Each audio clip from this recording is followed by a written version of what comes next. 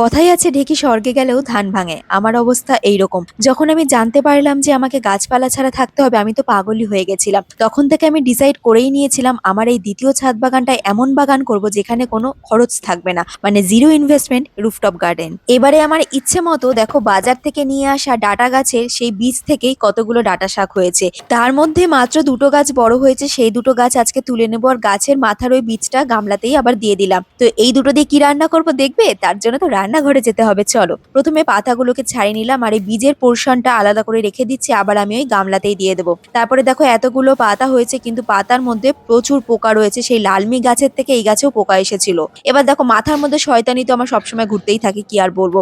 এরপরে দুটো গাছের শিকড়গুলোকে ভালোভাবে কেটে নিয়ে ডাটাগুলোকে কাটবো। আর ছুরির অবস্থা আর কি আর বলবো, একটুও ধার নেই, পুরো গায়ের জোর দিয়ে কাটতে হচ্ছে। তো ডাটাগুলোকে ভালোভাবে মনের পছন্দ মতো সাইজ করে নিয়ে এবার ডাটার ওই গোড়ার দিকের যে খোসাটা সেটা আলাদা করে নিয়ে ডাটাগুলোকে আমি কেটে নিলাম। বেশ অনেকগুলো ডাটা হয়েছে।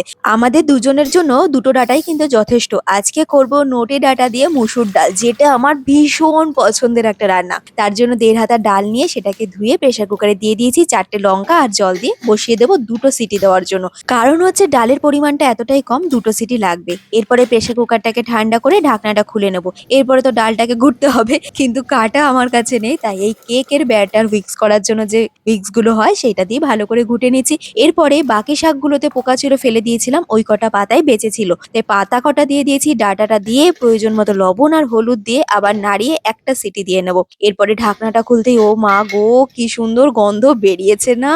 এরপরে কড়াইতে অল্প তেল দিয়ে, তেলটা গরম হলে তাতে শুকনো লঙ্কার 5 ফোড়ন দিয়ে একটু ঠান্ডা হতে দেবো। তারপরে ডালটা দিয়ে নেবো। ঠান্ডা করে নিলে ডালটা কিন্তু কম ছিটবে। এরপরে 5-7 মিনিট ধরে ডালটাকে ভালো করে জাল দেবো, ডালটা যতক্ষণ না একটু কমে যাচ্ছে। তারপরে যদি লবণ লাগে তাহলে এই পর্যায়ে লবণ দিয়ে নেবো, আর দিতে হবে একটু ধনেপাতা। বাস, আবার কি, এটার যে স্বাদ না, বাস মাংসকেও আমার কাছে হার মানিয়ে দেয়। এবার বাটিতে ঢেলে একটু ফ্রেশ হতে গেলাম, স্নান টান তো করতে হবে। তারপরে চলে আসলাম খাওয়ার জন্য। পুজো টুজো দিয়ে আধ ঘন্টা পরে চলে আসলাম। এরপরে ভাত বেড়ে নিলাম আর আজকে করেছিলাম মান কচু মাখা। উফ, এটাও আমার না দারুণ লাগে। তার সাথে ছিল পাতলা পাতলা একদম কড়া করে ভাজা মিষ্টি আলু, তার সাথে আলু বরবটি ভাজা, আর তার সাথে এই ডাটা দিয়ে ডাল, একটুখানি লেবু ছিটিয়ে নিলাম।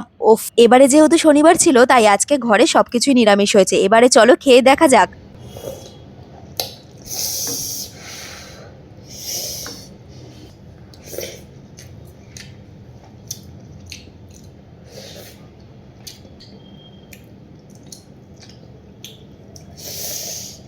তাহলে চলো, টাটা, বাই বাই।